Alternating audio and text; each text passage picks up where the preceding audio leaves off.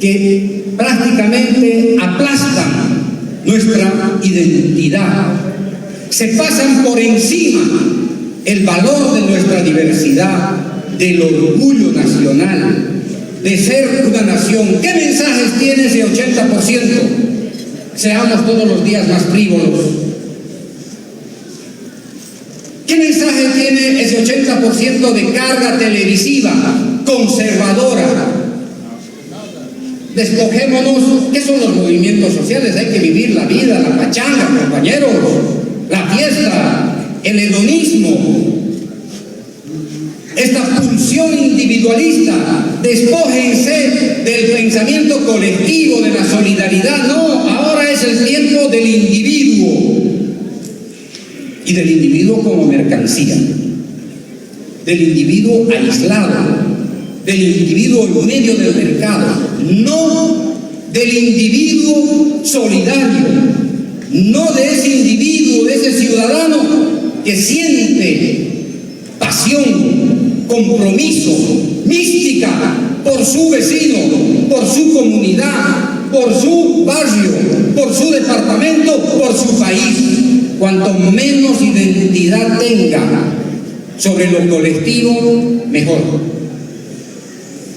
Esto que ocurre en el mundo ocurre aquí, compañeros. No crean que el fenómeno de la frivolización de los sentidos públicos aquí en Bolivia es excepcional. Es lo mismo, ocurre lo mismo en el Perú, ¿no es cierto? Ocurre lo mismo en la Argentina. Es un fenómeno global. El problema es cómo hacemos frente a esta cultura del despojo de la identidad, del yo colectivo, del movimiento social, de la construcción de la historia.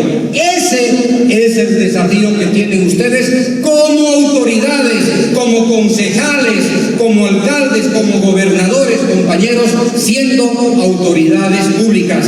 Hay que llenar nuestros medios de comunicación. Hay que saturarlos, compañeros y compañeras, de mensajes, de contenido político, ideológico, cultural, para que tengamos el poder de ser nosotros mismos y no el remedo de otras sociedades que nos miran con desprecio desde el norte. Tenemos que ser nosotros mismos, tenemos que mirar nuestra historia. Las mujeres de los pueblos indígenas, de los movimientos populares. No podemos desaprovechar este siglo que es de las mujeres, de los indígenas. Es el siglo que se quiere vaciar de esa potencia política de las mujeres, vendiéndonos discursos frívolos sobre una narrativa del feminismo. No hay mayor feminismo que la lucha de las mujeres por su propia libertad. Ese es el principio fundamental. Y ese feminismo, queridas compañeras, es un feminismo de base anticapitalista, anticolonial, antiimperial, antipatriarcal. Ese es el feminismo, y no el discurso que nos venden desde Europa, desde París, desde Gran Bretaña, a través de las ONGs que nos quieren venir a tomar el pelo acerca de un famoso feminismo del siglo XXI, vacío de contenido.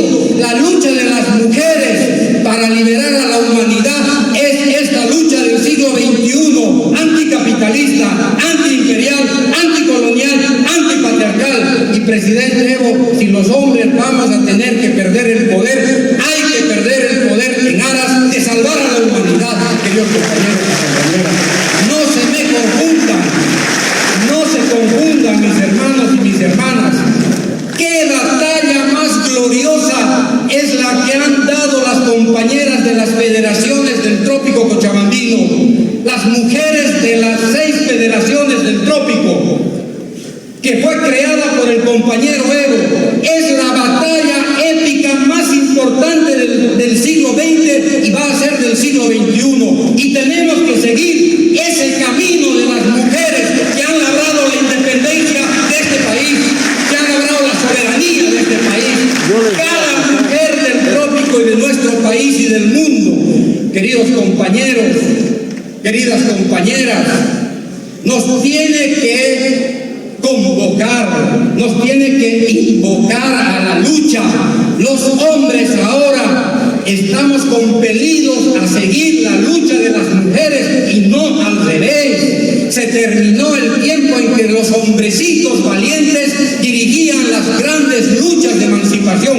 Ahora son las mujeres inteligentes, íntegras, valientes, honestas, las que tienen que llevar hoy día ese liderazgo histórico. Compañeras y compañeras, no se me sientan para nada disminuidas, no se me sientan ninguneadas, y lo que hay que recuperar es ese orgullo de las mujeres que han luchado, esa trayectoria histórica desde Bartolina Sisa hasta la Federación de nuestras mujeres aquí en el trópico. Esa trayectoria hay que recuperarla, hay que recuperar esa memoria.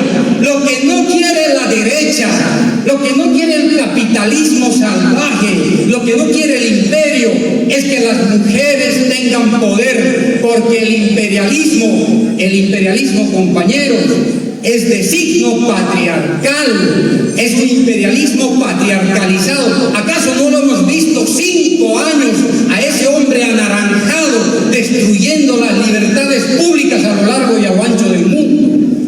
¿No lo hemos visto a ese hombre anaranjado, misógino, patriarcal, racista, que hoy día no quiere irse del poder? 5 años con la bandera del despojo de su propia sociedad, donde los negros, donde los afrodescendientes, las mujeres, los latinos eran un lastre para este imperio, compañeros. Y nosotros vamos a ser lastre del capitalismo, vamos a ser un lastre del imperio, compañeros. Tenemos que construir ese sujeto histórico que lo ha estado construyendo día y noche nuestro presidente Evo.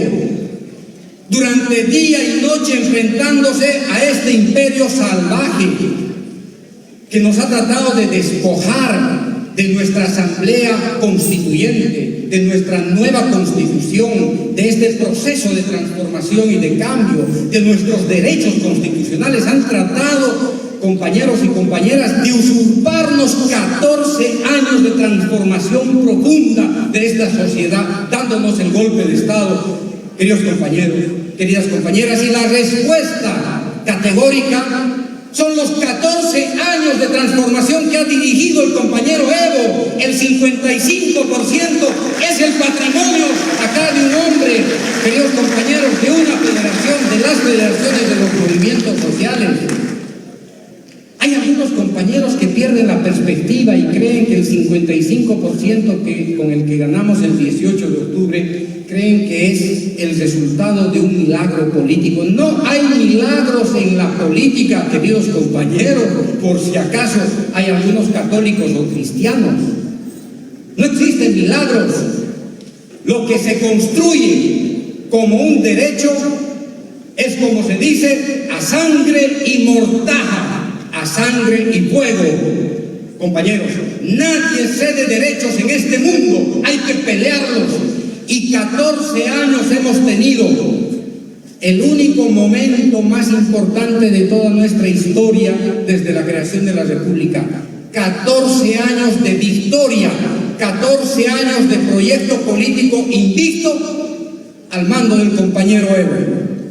14 años de victoria popular, de victoria política, de victoria de nuestros derechos, para que todos demos un salto cualitativo. ¿A qué gobierno de derecha de América Latina, compañeros, le va a gustar que nuestro país pase de la fase preindustrial, de la fase premoderna a la fase industrial? ¿A qué país de América Latina de derecha, a qué imperio norteamericano le va a interesar que nuestro país se independice tecnológicamente? Compañeros, compañeras, ¿a qué qué país, a qué imperio le va a interesar que nuestro país se convierta en la plataforma de comunicación bioceánica, conectando el Pacífico con el Atlántico para transformar la economía global a un país tan pequeñito como el de Bolivia? ¿A quién le va a interesar? Le interesa al imperio. Le interesa que este país siga enclavado entre sus montañas, mientras hay un hombre, un dirigente, un líder que lo que quiere es vertebrar la nación para que la justicia llegue hasta el último rincón de este país, para que las telecomunicaciones lleguen al último rincón de este país. ¿A quién le interesa? Solamente a alguien que quiere a su país, solamente a alguien que ama a su país, solamente aquel que tiene conciencia de que la única vía para la independencia de su país es liberar a su patria de los lastres coloniales, la desvertebración, la dependencia tecnológica, su modelo económico primitivo, premoderno.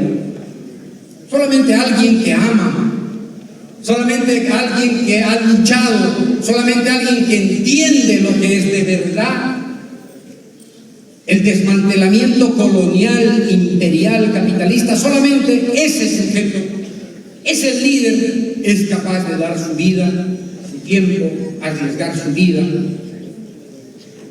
para liderar un pueblo. Y hay algunos compañeras que dicen que hay que jubilar a nuestros dirigentes históricos.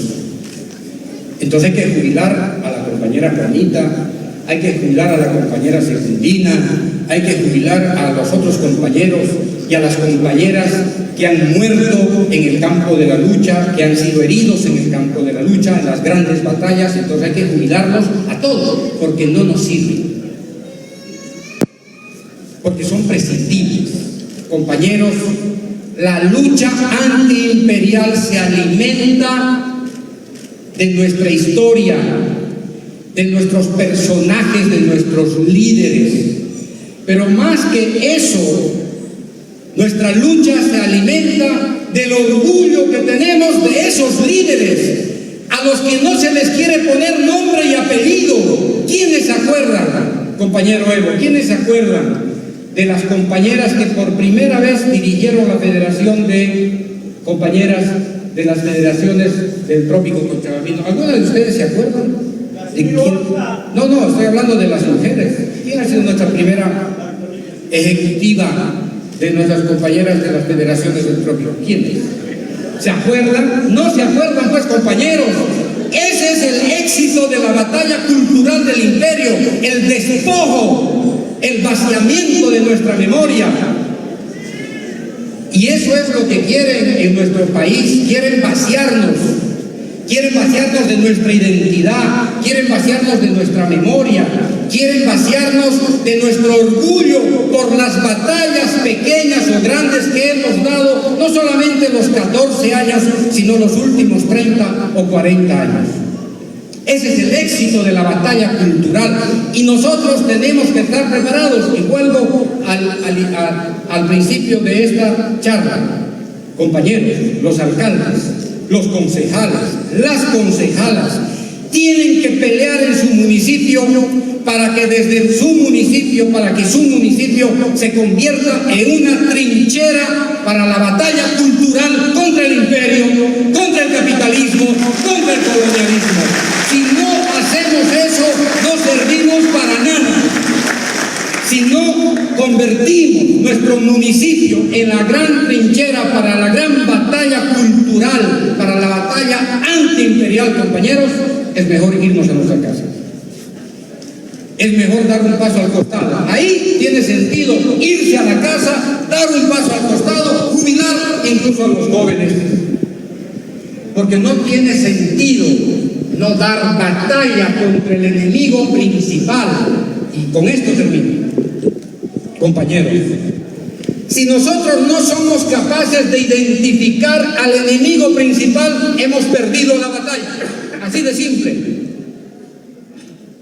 si no somos capaces de identificar al gran enemigo de nuestra sociedad, de nuestro proyecto de sociedad, hemos perdido la batalla. Compañeros, no podemos descuidar, tenemos que tener la inteligencia que nos tiene desde Tupac Katari para saber identificar quién es el enemigo, el adversario político, qué estatura tiene, qué habla, cuál es su discurso, cuál es su narrativa, cómo se mueve para enfrentarlo. Hace 5.000 años, Sun Tzu, el filósofo de la guerra, decía que lo primero que se tiene que hacer es conocer al enemigo si uno quiere ganar la batalla. Y uno puede perder 500 batallas si no conoce al enemigo. Este es un tema de fondo, compañeros. No se confundan, no se peleen entre ustedes, que es lo que más quiere la derecha, el imperio. Ustedes tienen que ser capaces de identificar al gran enemigo. Y no estoy hablando solamente a la pobreza, por supuesto. Algunos han dicho que la pobreza es el enemigo que hay que combatir, compañeros, por favor, un poquito de racionalidad. ¿Quién produce la pobreza? ¿Quién nos hace colonos? ¿Quién domina nuestros mercados, nuestro país? ¿Quién interviene en nuestra política? Y entonces, ¿cómo es eso? Fíjense el discurso de la derecha. El gran adversario de este país es la pobreza. Y todos, ¿no? Como rebañito, claro, es la pobreza el adversario, ¿sí? Y se olvidaron de preguntar, ¿y de dónde surge la pobreza? ¿Cuál es el origen de la pobreza? ¿Quién genera pobreza? Y entonces, ¿cómo hacemos? ¿Nos peleamos con la sombra o nos peleamos con el hueso? El momento en que perdamos esa perspectiva de identificar al gran enemigo, compañeros, habremos perdido la batalla. No se dejen seducir por el poder. Déjense convencer por el trabajo, por la mística, por la formación política, por la reflexión. El compañero Evo, ni de dormido se descuidaba del adversario político, porque sabía que si se dormía, lo tumbaba. Y hay que decirlo, compañero Evo, como que nos dormimos un poquito. Como que nos dormimos. Y afortunadamente, no estoy diciendo que nos dormimos por cansancio, no. Nos descuidamos porque teníamos al presidente Evo como una maquinaria potente, indomable, enérgica para construir el país. Y nosotros teníamos que acompañar esta maquinaria potente. Nosotros teníamos, como ministros, teníamos que acompañar a este gran líder, a este sujeto, a este arquitecto del Estado, teníamos que acompañar para que no se produzca lo que se produjo. Y vamos a asumir de manera autocrítica. Somos también responsables, compañeros, porque no hemos sabido acompañar la estatura, la dimensión histórica del presidente Evo. Y no hay que tenerle miedo a la autocrítica, queridos compañeros. Si hay alguno que cree que no vamos a hacer autocrítica, ni se les ocurra. No vamos a tener miedo a la autocrítica. Vamos a autocriticarnos con respeto, con rigor. No hemos honrado la dimensión histórica, política, cultural de la batalla, de la guerra que el presidente Evo se puso en los hombros para luchar contra el imperio. No la hemos honrado, compañeros. Y hay muchos que no la hemos honrado. Y no nos hagamos al quite, no le hagamos la, como se dice, la cachaña, la finta. Hay algunos que con gran entusiasmo no solamente no han honrado, sino que han deshonrado la lucha de los movimientos sociales durante 30 o 40 años, porque han caído rendidos a los pies de la dictadura en menos de que cante un gallo. Y también tenemos que ser capaces de autocriticarnos de eso, compañeros. No le tengamos miedo a eso. Pero eso no nos va a ocupar nuestro debate central. Y nuestro debate central es cómo seguir construyendo este gran proceso de cambio, cómo seguir fortaleciendo al Estado plurinacional bajo el liderazgo de nuestro presidente del instrumento político. Porque no se va a hacer de otra manera, queridos compañeros. No se va a hacer de otra manera que no sea potenciando el instrumento político por la soberanía de los pueblos. Hoy, bajo el liderazgo de nuestro compañero Evo. Hoy día, el líder más importante de América Latina, que no está en función de poder, es el compañero Evo. Y lo que tenemos que hacer es impulsarlo para que ese liderazgo pueda insertar a Bolivia nuevamente en el circuito de las disputas hegemónicas globales. Pero no solamente es el líder, el presidente el líder, no solamente es el Evo el líder de este instrumento, es el más. Este es el movimiento político mejor organizado de América Latina después de Cuba y seguramente después de Venezuela, compañeros. Ese es un patrimonio que no tenemos que despreciar, lo tenemos que potenciar. Entonces, para finalizar, queridos compañeros, compañeras, la derecha se está debilitando. En Bolivia la derecha en realidad es un cadáver insepulto. Su jefe, el hombre anaranjado, está agonizando sus últimos días en el poder y el imperio en general está empezando a mostrar sus quiebres. Eso es lo que está ocurriendo hoy día. Fíjense, les voy a dar apenas un ejemplo para ir cerrando. ¿Quiénes son los voceros de este imperio caduco, de este imperio que cada día pierde poder, prestigio, hegemonía en el mundo? ¿Quiénes son los voceros?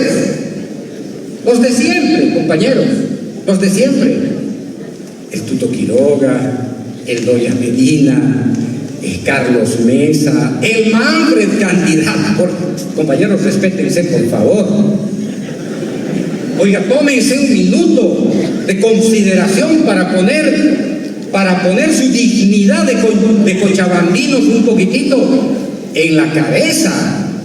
Miren, los peones del imperio, los lacayos del imperio, hoy día siguen teniendo voz.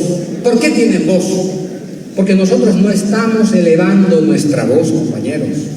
No es que ellos sean políticamente fuertes, es porque nosotros no estamos entendiendo lo políticamente correcto frente a estos dinosaurios del imperio.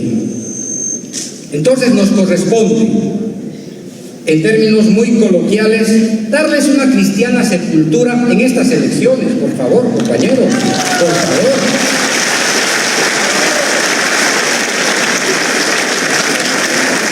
Si hay algo cristiano que tenemos que hacer, es eso.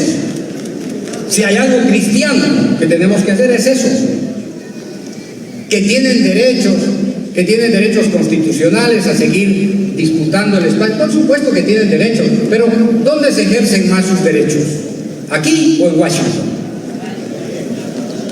En Washington, compañeros, y los invitamos respetuosamente a que vayan y sean candidatos de algún condado, pues, de Washington, ¿no es cierto? Y no queriendo venir aquí a ser alcaldes de una supuesta colonia. Yo, obviamente, como aiquileño, como cochabambino, me siento ofendido porque estos dinosaurios sigan operando con toda libertad acá. Pero, por supuesto, mi tarea es tratar de evitar que el Parque Jurásico todavía sobreviva. Hay que ver de qué manera podemos congelar el Parque Jurásico. Y finalmente, queridos compañeros, queridas compañeras, creo que, en definitiva, encuentros como este, y ojalá puedan hacer encuentros en cada municipio, en cada provincia, para que podamos ponernos a pensar sobre las responsabilidades que tenemos son fundamentales. Yo, la verdad, querido compañero Evo, nunca voy a dejar de admirar su entereza, su integridad moral. No necesito hablar de eso, pero me preocupa que no cuide su salud. Lo necesitamos, y lo necesitamos para muchos años, lo necesitamos por mucho tiempo, y necesitamos que conserve su salud, que conserve la vitalidad de sus ideas, la precisión de su reflexión. Necesitamos seguir protegiendo al compañero Evo, para que siga guiando nuestro proceso de transformación, que es un proceso de emancipación. No se les confunda, compañeros. Este proceso es un proceso de emancipación ideológica, política, económica, social, cultural, de género. Es emancipación. Y nadie regala un tantito de emancipación porque uno sea simpático, porque uno sea amable, o porque uno sea mujer, o por lo que sea. Un tantito de la emancipación, sabe el compañero Evo, que solamente se logra en la batalla diaria. ¿Cómo lo hace él? El ejemplo de la batalla de todos los días es el compañero Evo. Si hay algún ejemplo que nos tiene que servir de inspiración, de guía, si hay algún ejemplo que nos tiene que hacer, que nos tiene que tensionar el espíritu, es el compañero Evo. Son los movimientos sociales, los grandes dirigentes de los movimientos sociales, pero fundamentalmente el compañero Evo.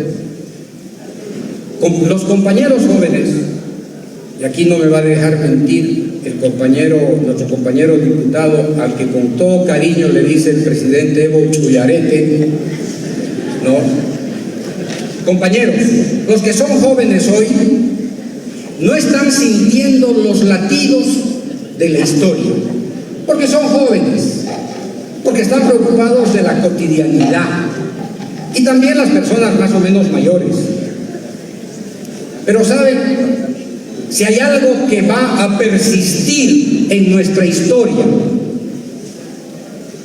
como el referente de la transformación que tienen que seguir, del camino que tienen que seguir los pueblos en América Latina y en el mundo, dirigidos por un hombre, es el compañero Evo. En los próximos 30, 40, 50 años, compañero Evo, cuando ya ni siquiera nos lleven un cartucho, un clavel ni una flor a nuestras tumbas, recién estos compañeros jóvenes van a entender el sentido de la historia.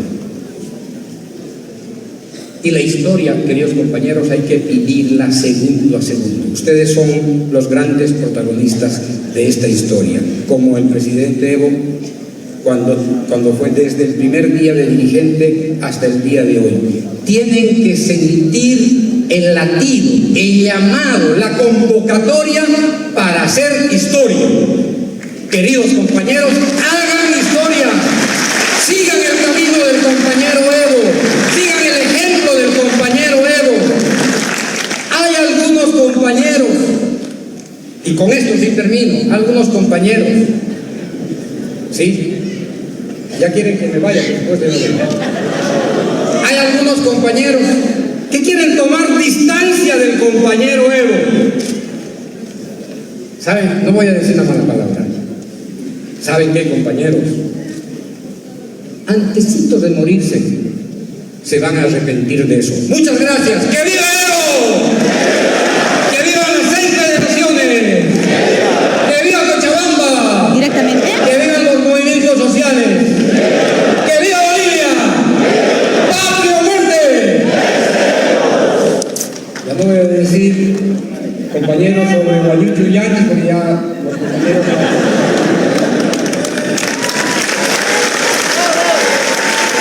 Mira, amigo. amigos, ya estuvimos escuchando importantes palabras del exministro de la Presidencia, Juan Ramón Quintana, quien también está presente en este ampliado nacional del MAS y pues un ampliado de evaluación en el que participan diferentes autoridades departamentales, nacionales y entre otras autoridades. En este momento también ya el presidente Evo Morales ha invitado a tomar la palabra a Fernando Guanacuni. Escuchemos.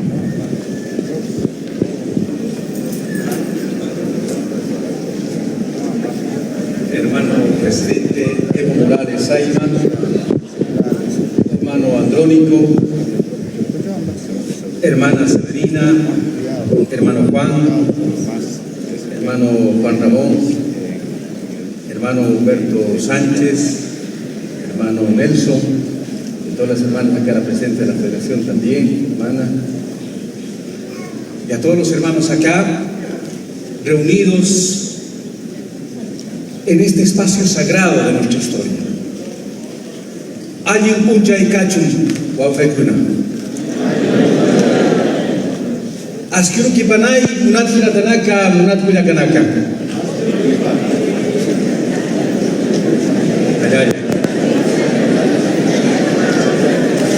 Quiero empezar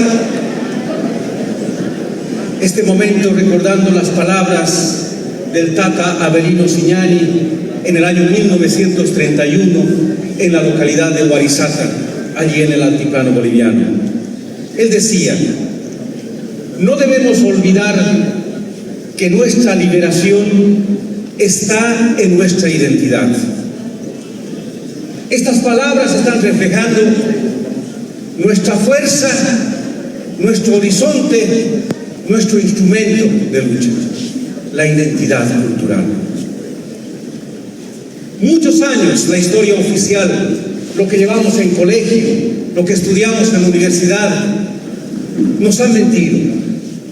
Pretendieron hacernos creer que el año 1492 fue el descubrimiento de América, y no fue así.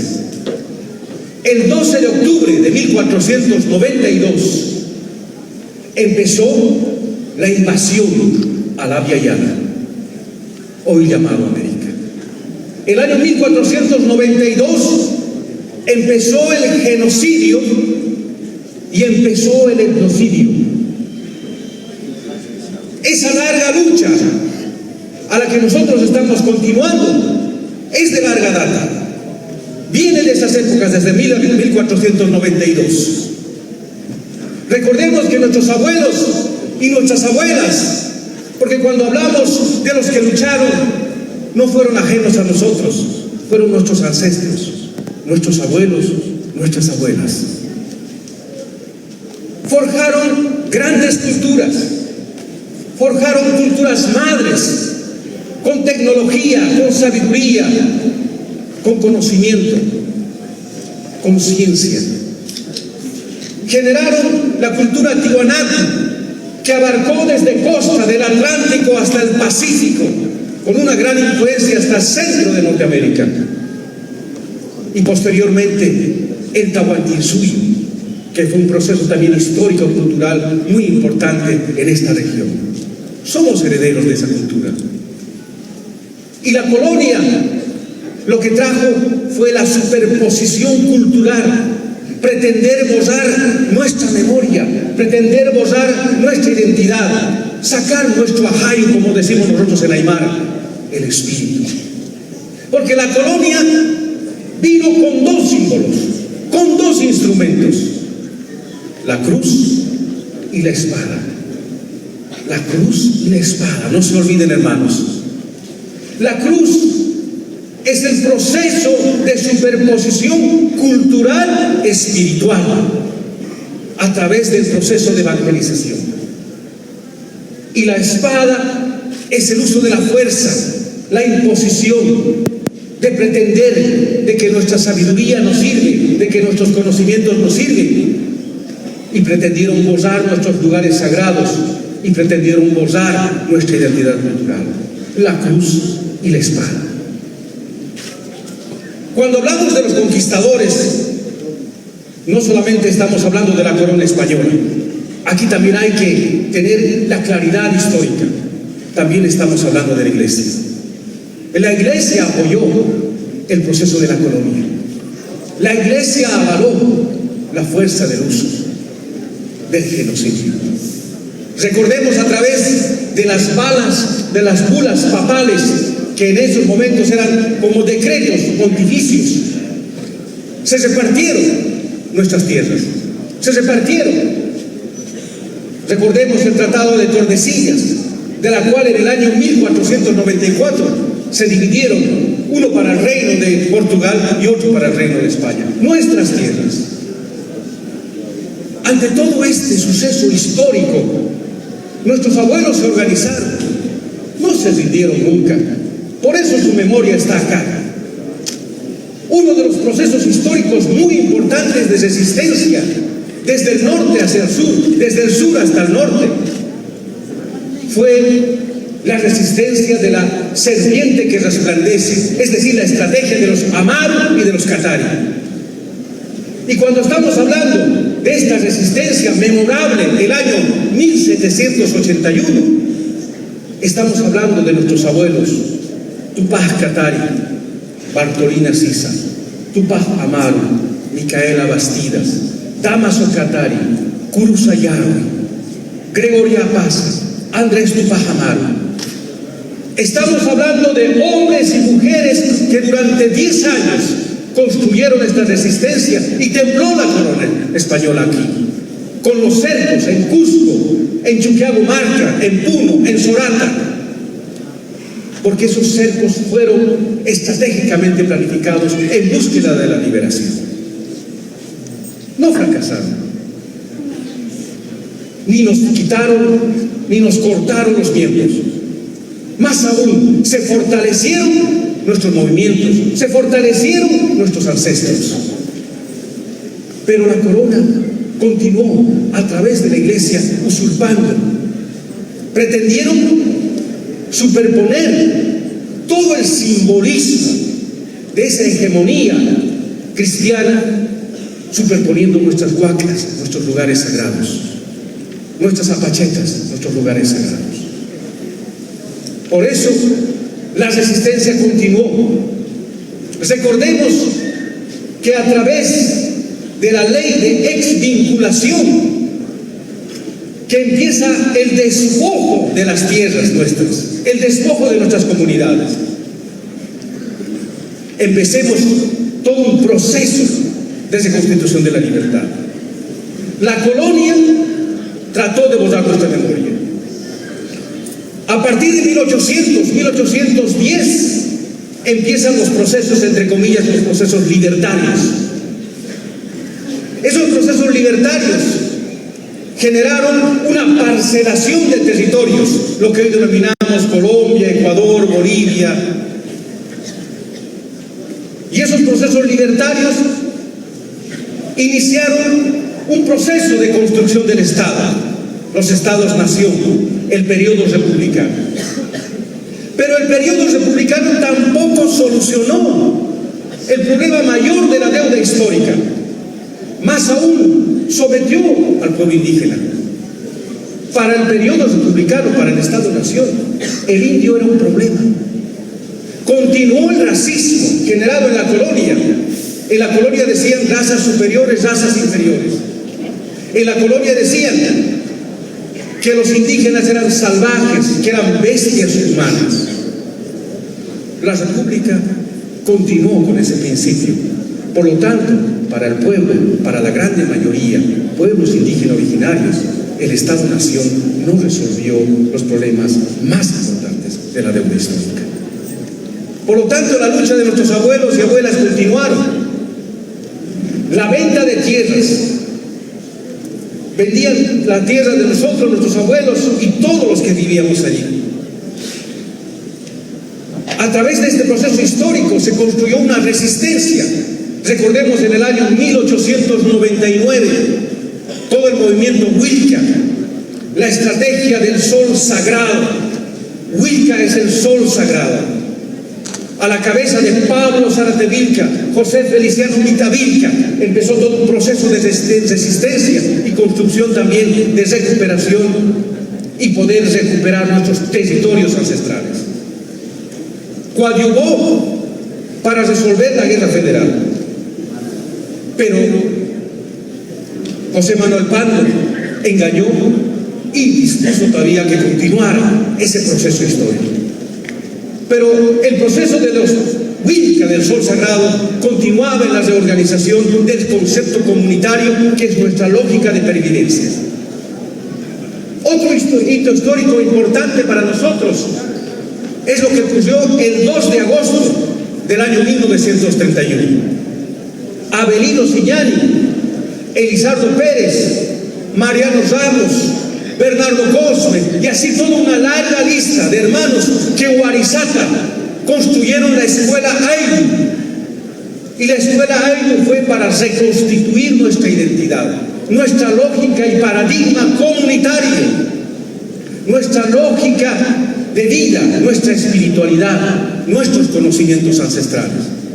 Huarizata duró desde el año 1931 hasta enero de 1941. 9 años importantes en la cual no solamente fue la recuperación filosófica e ideológica, sino fue la recuperación de nuestro ahay, de nuestro espíritu, de nuestra forma, de nuestra vivencia, de nuestra cosmovisión.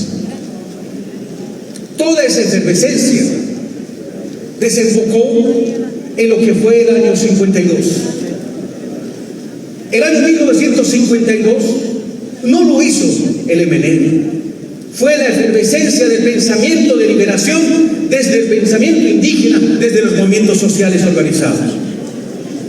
Lo que hizo el MNR fue mutilar toda esa fuerza, reduciéndolo solamente a la participación del derecho a voto, nada más. Pero no podíamos ser elegidos en esos tiempos. Sí teníamos voto, pero no podíamos fungir en ser autoridad. Más aún, trataron de borrar nuestra identidad cultural superponiendo por identidades productivas.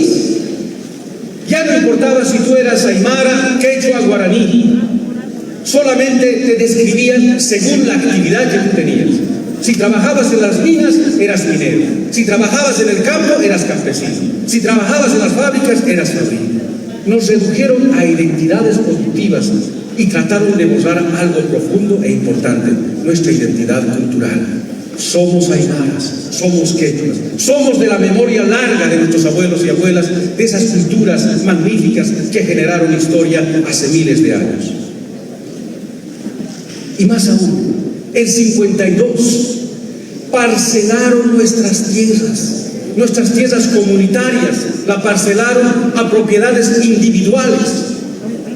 Desestructuraron nuestra gestión comunitaria, que es muy importante desde el pensamiento y la lógica de organización de nuestros abuelos y nuestras abuelas. Y la lucha continuó. El Estado-Nación seguía profundizando la colonia, el pensamiento colonial. Permitieron el saqueo, como en la colonia, del oro y la plata. El saqueo de nuestro estaño, el saqueo de la goma, el saqueo de nuestros recursos naturales. Porque la estructura del Estado-Nación es una estructura que no permite la expresión de nuestro espíritu comunitario. Más aún, el Estado-Nación republicano es un Estado entreguista a los poderes imperialistas. Siguió la historia. Los años 70, 80, 90 llevaron a una crisis en la cual, a través de los golpes militares, se parcelaron el término de poder, pero jamás tocaron la deuda histórica milenaria de los pueblos indígenas originarios. El pensamiento colonial estaba arraigado en los colegios, estaba arraigado en las universidades. Nunca trataron, ni siquiera estaba en su perspectiva, resolver este hecho importante para todos nosotros.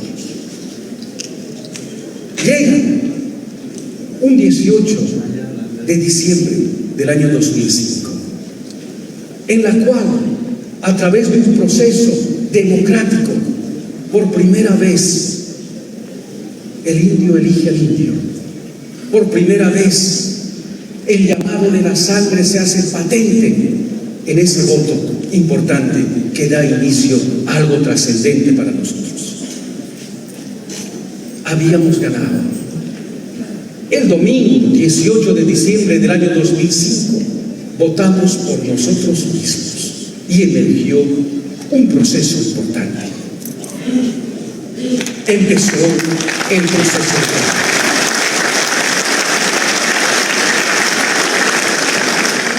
Alguna vez, al tratar de explicar el proceso de cambio en otras conferencias internacionales, definitivamente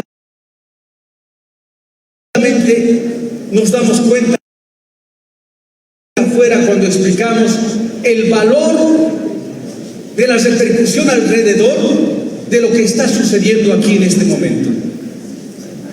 El proceso de cambio es un hito importante de inflexión en la historia de Bolivia, pero también es un hito importante en la inflexión de la historia del continente, de los movimientos indígenas originarios y de los movimientos sociales organizados que hoy también están llevando adelante todo el proceso de resistencia. Por primera vez, en un país donde lo indígena es mayoritario, por primera vez teníamos un presidente indígena, Evo Morales Ayala.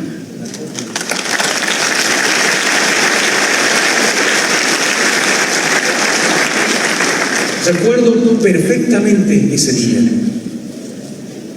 La abuela, el abuelo, mi abuela, lloró profundamente cuando le estaban poniendo la banda presidencial. Porque estaban viendo la luz en el horizonte de ese nuevo amanecer, de ese Hacha'uru, decimos en Aymara, de ese gran día. Estábamos empezando un hito importante para nuestra historia. Y durante estos 14 años, el proceso de cambio mostró que es gobernar desde los principios ancestrales del Amasúa, Amayuya, Amaqueya, gobernar con honestidad, gobernar con dignidad, como lo hicieron nuestros abuelos y nuestras abuelas. Porque esos encargos, esas eujas, esas experiencias generacionales se hicieron carne. Y nosotros decimos desde el pensamiento indígena originario, desde la cosmovisión ancestral, la Pacha lo eligió al presidente Evo Morales. Y la Pacha está acompañando, y la Pacha va a continuar fortaleciendo este proceso de cambio, porque aún no ha terminado.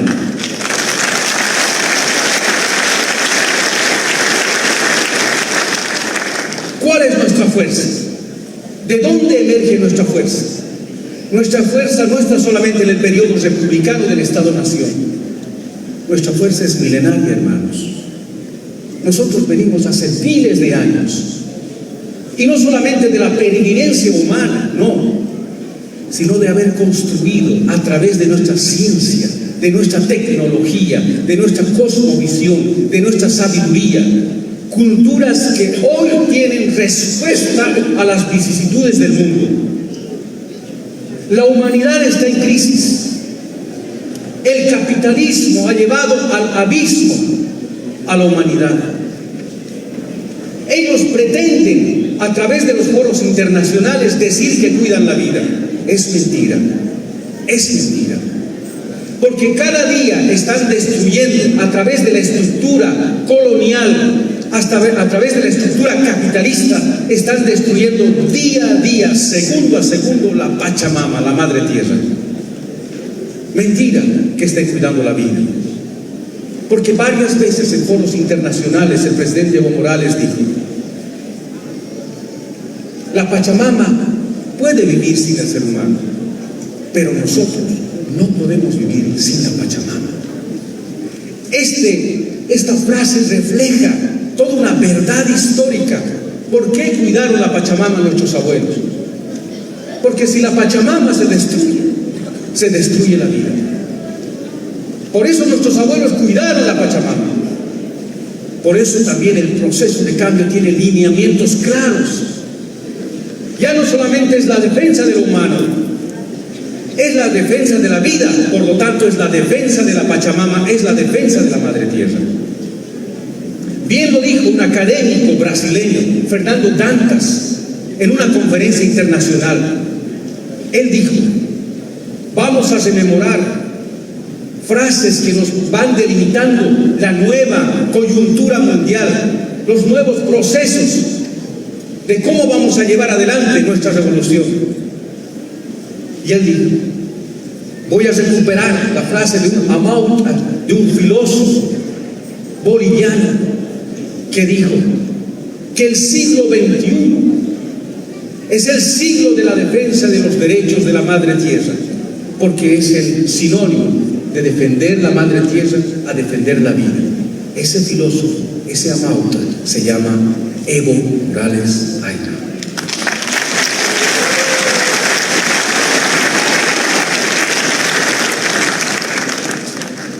El proceso de cambio, la revolución cultural.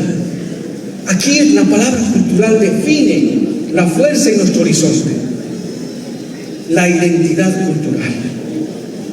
Convivimos día a día 36 naciones constitucionalmente definidos, constitucionalmente delimitados, recuperando nuestra memoria histórica.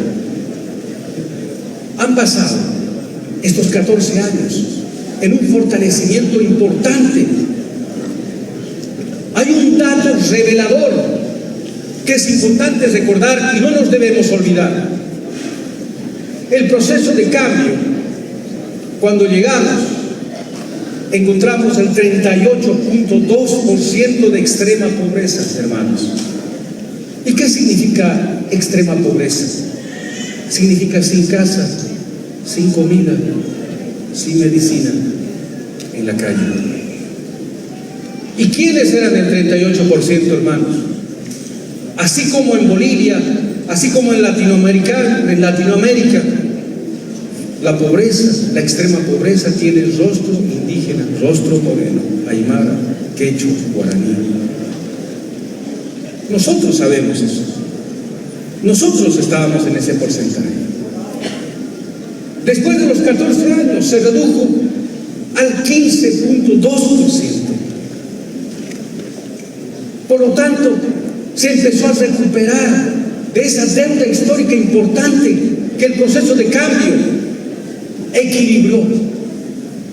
Sacó a muchos hermanos, hermanas, después de esa superposición cultural, colonial, económica, educativa, sacar y fortalecer, reconstituir algo muy importante, esa fuerza interna, ese ajayo que hoy día nos muestra ahora nuestra fuerza milenaria y nuestras raíces profundas, y nos muestra hacia dónde tenemos que caminar.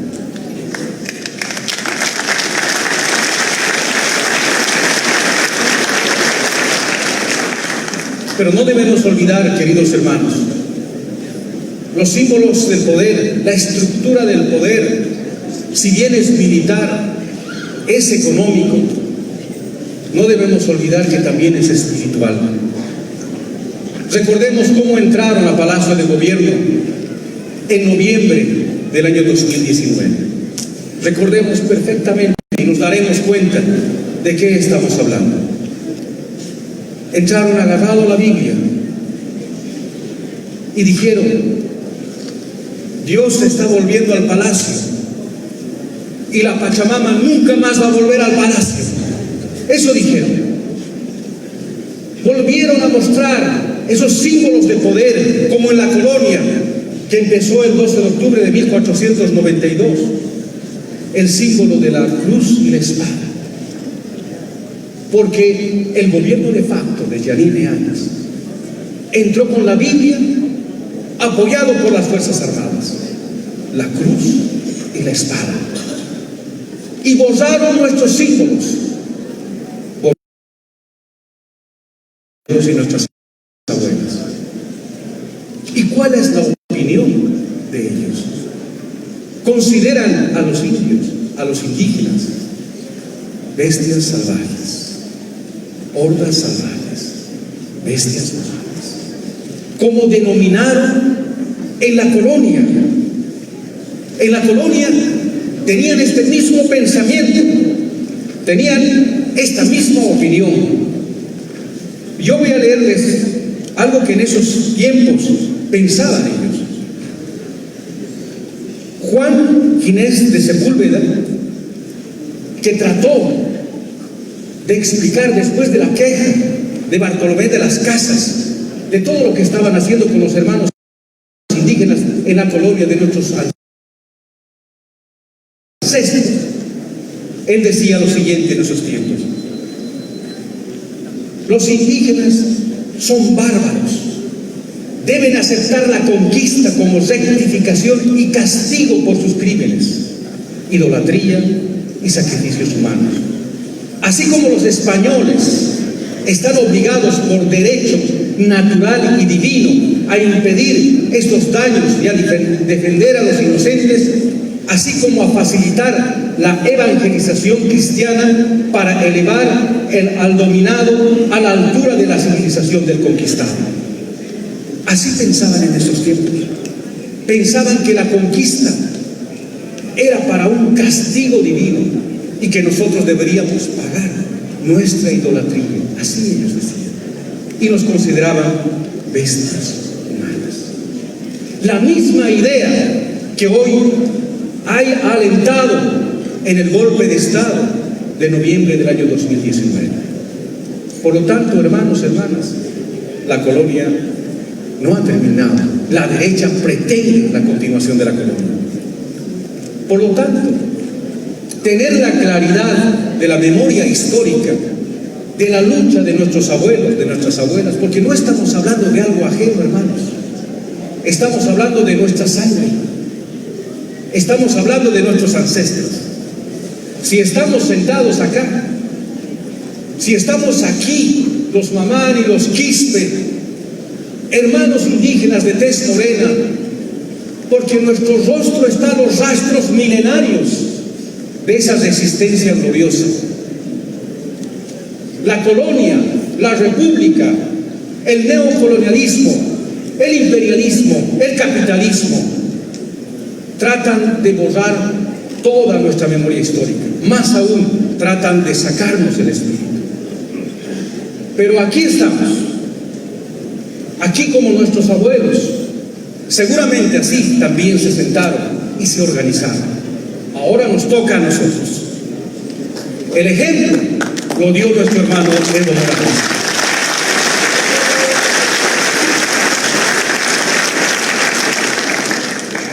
El proceso de cambio, cuando nosotros en Aymara y en Quechua decimos Pachacuti, esa transformación, la transformación de una época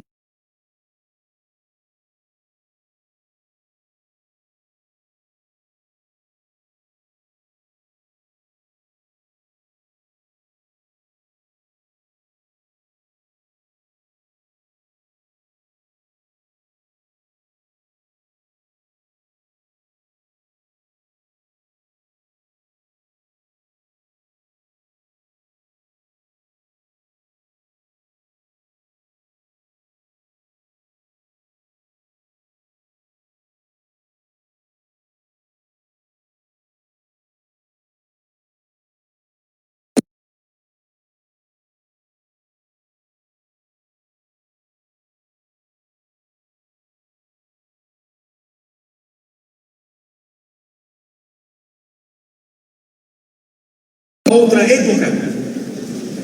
No solamente ha sido un hito histórico, muchos años cuando se hablaba de revolución, se hablaba del proceso cubano, constituye un liderazgo nacional e internacional, porque ha dado un giro, porque ha dado parámetros importantes en esta lucha, en esta nueva época. Antes nadie hablaba de los derechos de la madre tierra. Antes nadie hablaba del vivir bien del Sumacamaña. Antes nadie se atrevió a transformar la estructura colonial, el Estado-Nación, cuestionar la República. Solamente eran reformas que nos hacían creer que eso era el cambio. Cuando empezó el proceso de cambio, se llamó a la Asamblea Constituyente, y en ese espacio de la Asamblea Constituyente originaria, los principios ancestrales, como la defensa de los derechos de la madre tierra, como el vivir bien, buen vivir, Tecocavi, como la transformación del Estado al Estado plurinacional, esos principios ancestrales hoy son principios constitucionales en la nueva etapa de la lucha de los pueblos indígenas originarios y los movimientos sociales. Eso estamos llevando adelante, eso no debemos olvidar, donde la identidad cultural es la base fundamental, el eje articulador de recuperación, de ser puente entre nuestras raíces milenarias y el futuro que viene. Por lo tanto, esos lineamientos hoy día son los nuevos ordenadores ante las vicisitudes del capitalismo. Por lo tanto, hoy día, en los debates académicos y en los debates de las organizaciones sociales, hoy día se dan cuenta de la magnitud de la propuesta del proceso de cambio a través del planteamiento más grande, que es la defensa de la Pachamama. Eso nos debemos dar cuenta. Este hito ha sido un proceso de inflexión importante. Nos damos cuenta en la repercusión alrededor. El movimiento indígena continental, en este pequeño y corto tiempo que ha pasado, ha tenido una reunión importante en lo que ha sido en San Benito recientemente. Hemos tenido a la cabeza del hermano presidente un encuentro importante que está construyendo la nueva agenda internacional. Es un proceso de poder ahora articular el movimiento social, la fuerza del movimiento social con el movimiento indígena originario, la sabiduría ancestral, poder unir, articular en esta nueva etapa de lucha, en una agenda hacia una América plurinacional. En esa etapa ya está construyendo el hermano presidente junto a líderes internacionales, indígenas y sociales del continente. En esa etapa estamos caminando. Es decir, la experiencia del proceso de cambio boliviano hoy día es el punto de apoyo en la construcción de la agenda del continente hacia la América plurinacional.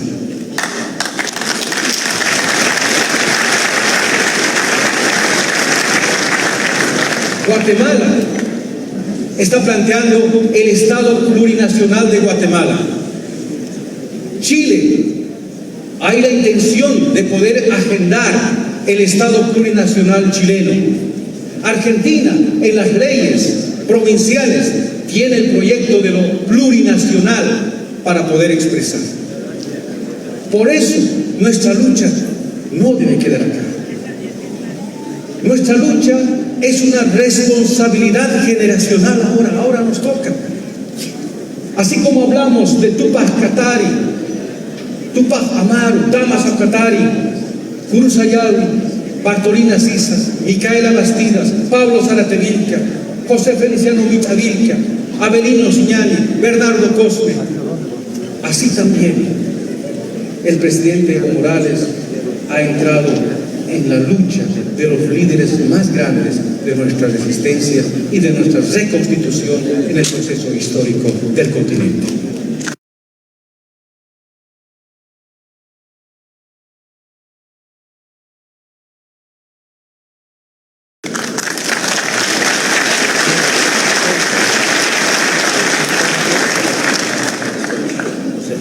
Voy a leer este párrafo que un poco también tiene que describir de dónde y cómo vamos a generar también nuestra resistencia. Porque recordemos que la derecha también está pensando, se está organizando, porque el golpe de Estado que gestó el año 2019 no fue gestado aquí, fue gestado afuera. La derecha internacional ve el peligro en este proceso boliviano. Por eso el golpe de Estado fue el golpe de Estado al indio, el golpe de Estado al proceso económico de reconstitución del proceso boliviano y el golpe a nuestros recursos naturales. Ese golpe fue gestado afuera. Y en eso tenemos que darnos cuenta que quienes gestaron entraron con esos símbolos que mencioné, pero ellos están organizando a través de crear la Unión Iberoamericana de Parlamentarios Cristianos en la Organización de Estados Americanos. Ellos, a través de la fe, a través del proceso de evangelización, están gestando y están dirigiendo para cooptar los espacios de poder.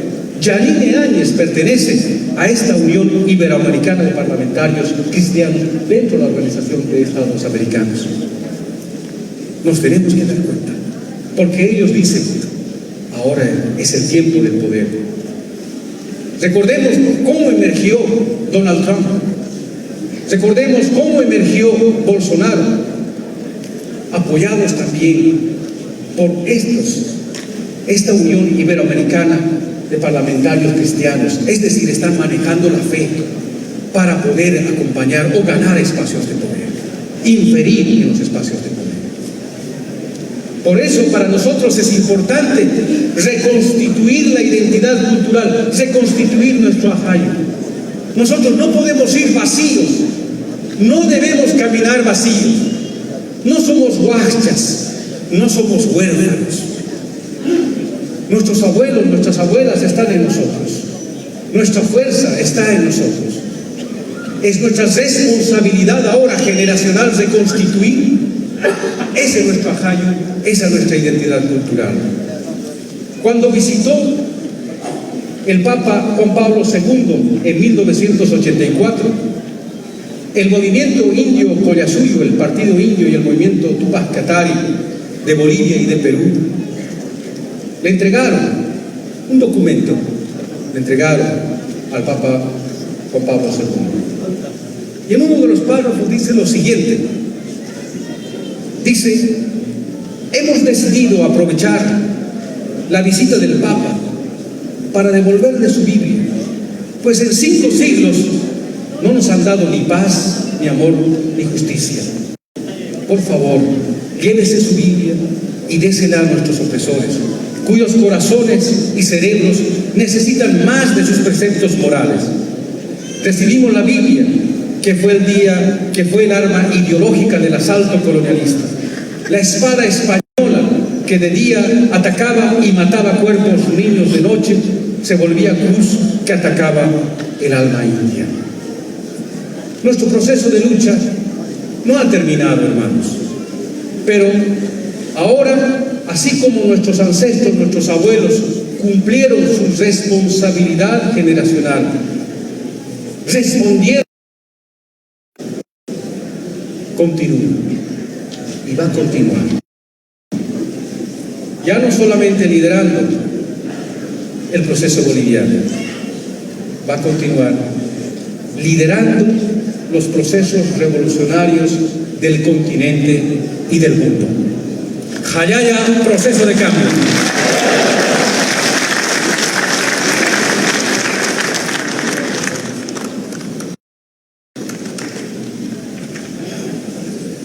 Oye, Fernando, es muy rápido como el gallo. Esas fueron las palabras de el ex canciller de Bolivia. En estos momentos está brindando su palabra también el expresidente Evo Morales, quien va a invitar a uno de los compañeros. Compañero Héctor Arce, su experiencia, su vivencia. Nos saludamos, compañero Héctor Arce. Y antes de que pase, el ex viceministro pasará a dar palabras en tema de gestión municipal ante todos los asistentes a esta asamblea departamental, a este ampliado departamental. será la próxima. político orgánico A ver si del instrumento político más IPCP. En estos momentos está brindando palabras el ex viceministro para dar un taller de gestión municipal. Les dejo con el audio ambiente. Muchas gracias. abajo también acá, temas servicios, y solamente pedimos probablemente sentados, un equipo será repartiéndose un punto la noche correspondiente. Vamos a seguir debatiendo. Ustedes saben, cuando se da corte intermedio, 1 hora, 2 horas se pierde. Estamos en campaña, no tenemos mucho tiempo. Saludo esta decisión que tomó el hermano Humberto Sánchez, no dar corte intermedio, solamente un poco de paciencia, su esfuerzo, todo es sacrificio. Le pedimos por favor, compañeros. Compañero Durán, siga. Muy bien. Muy buenos días. A tiempo de saludar al compañero Evo Morales, líder histórico de nuestro movimiento, al compañero Juan Ramón Quintana, también lúcido dirigente, compañero Andrónico, a todos nuestros candidatos, a todos los movimientos sociales.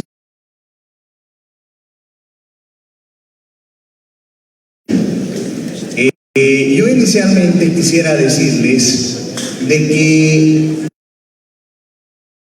van a notar que si bien este es un proceso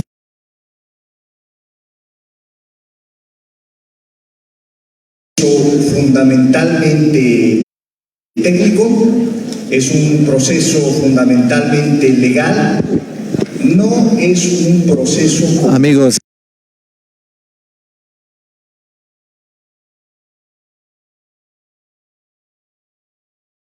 amigas, de esta manera nosotros vamos a